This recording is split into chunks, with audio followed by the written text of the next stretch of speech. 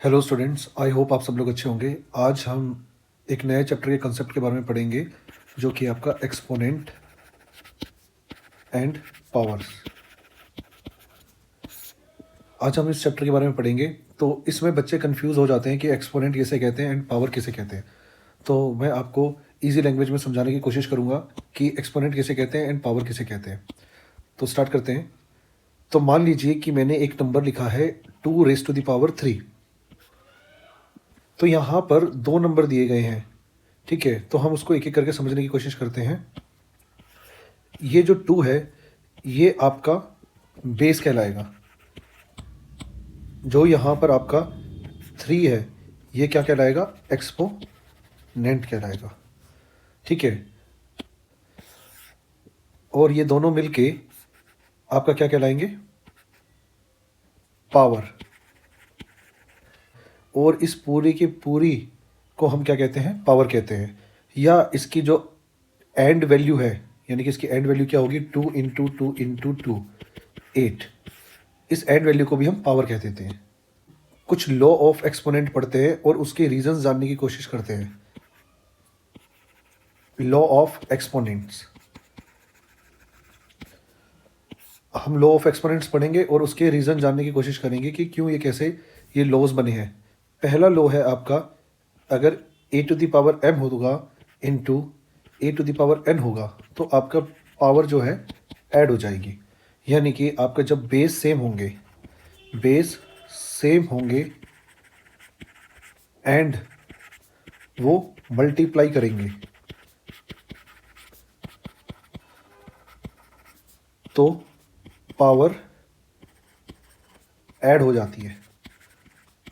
यह हम बोल देते हैं कि एक्सपोनेंट ऐड हो जाएगा, होता है।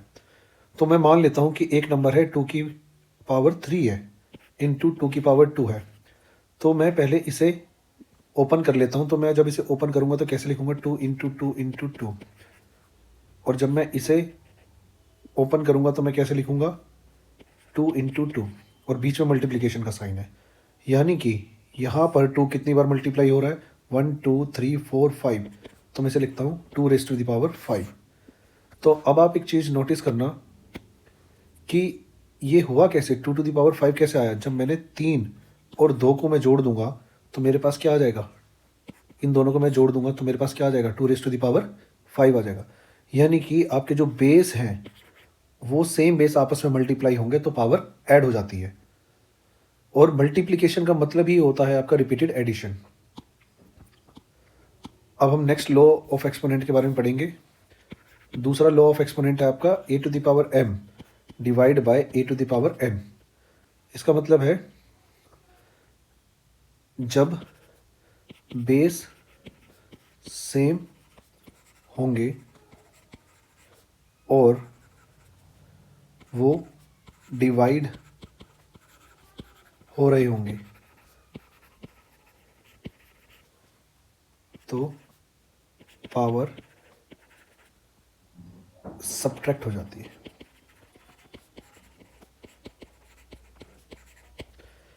तो इसका मतलब क्या है वो देख लेते हैं। एक एग्जांपल से इससे समझने की कोशिश करते हैं। मान लीजिए 2⁻3 है डिवाइड बाय 2⁻2 है। तो क्या मैं इस क्वेश्चन को इस तरीके से लिख सकता हूँ? 2⁻3/2⁻2। क्या मैं न्यूमरेटर को ऐसे लिख सकता हूँ? 2 × 2 × 2। क्या मैं डिनोमिनेटर को ऐसे लिख सकता हूँ? 2 × 2। तो 2 से 2 कैंसिल हो गया, इस वाले 2 से ये 2 कैंसिल हो गया। तो अब आपके पास बचा क्या? 2। यानी कि आपके पास 2⁻1 बच गई। तो मैं इस चीज़ को नोटिस करता हूँ और देखता हूँ क्या अगर मैं इसको और अगर मैं इन दोनों पावर को सब्ट्रैक्ट कर दूँ तो मुझे पावर 1 मिल जाएगी, ठीक है। अब ऐसा हुआ क्यों है? क्योंकि जब आप जो सेम बेस है उस सेम बेस को डिवाइड करोगे तो वो आपस में कैंसिल हो जाता है। तो इसी वजह से आखिरी में आपकी पावर जो है कम बचेगी, यानी कि आपको सब्ट्रैक्ट करना पड़ेगा। अगला लॉ ऑफ एक्सपोनेंट हम देखते हैं। a⁻0 = 1। इसका मतलब ये है कि जब बेस की पावर 0 होगी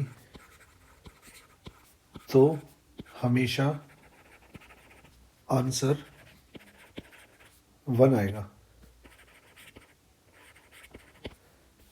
तो इसको देख लेते हैं एक एग्जांपल से। मान लीजिए कि मैंने लिखा 2⁻0। क्या मैं इसे ऐसे लिख सकता हूँ 2⁻1 - 1। अगर जब भी आपकी पावर सब्ट्रैक्ट कर रही होती है तो इसका मतलब होता है कि एक लॉ ऑफ एक्सपोनेंट लगता है a⁻m डिवाइड बाय a⁻n, जो कि बराबर होगा a⁻m - n। तो हमारे पास जो अभी क्वेश्चन है वो इस फॉर्म में है और मैं इसे बदलकर ऐसे लिख सकता हूँ। तो हमें यही समझना होगा, यानी कि आपका जो अभी क्वेश्चन है, आप ध्यान से देखिए, ये वाला जो आपके पास क्वेश्चन है ये अभी ऐसी फॉर्म में है, ठीक है। तो आप इसे बदलकर ऐसे लिख सकते हैं। तो यानी कि मैं लिख सकता हूँ 2⁻1 डिवाइड बाय 2⁻1। अब बीच में डिवीजन का साइन है तो यानी कि हम न्यूमरेटर अपॉन डिनोमिनेटर की फॉर्म में लिख लेते हैं। 2⁻1 यानी कि 2 होगा और 2⁻1 भी 2 होगा, 2 से 2 कैंसिल हो जाएगा, आपके पास 1 बच जाएगा। अब ये 1 क्यों बचा है, क्योंकि 2⁻0 2⁻0 और यहाँ पर भी 2⁻0 लिखेंगे तो हमें समझ में आ जाएगा कि हमारे पास जो आंसर है वो क्या बचा है, 1 बचा है।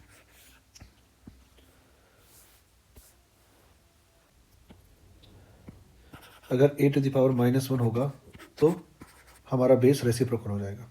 तो इसको एक एग्जांपल से समझने की कोशिश करते हैं। मान लीजिए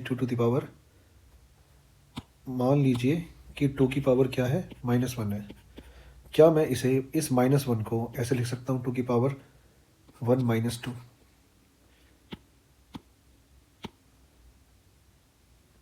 क्या मैं -1 को इस तरीके से लिख सकता हूँ 1 - 2?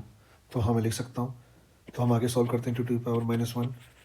जब भी आपकी पावर सब्ट्रैक्ट हो रही होती है तो इसका मतलब ये है a⁻m divide by a⁻n equals to a⁻m - n। 2⁻−1 equals to 2⁻1 divide by 2⁻2। 2⁻1 upon 2⁻2, जो कि बराबर हो जाएगा 2 अपॉन डिनोमिनेटर 2 × 2 हो जाएगा। काटने के बाद आपके पास बच जाएगा 1/2। आई होप आप लोगों को समझ में आ गया होगा।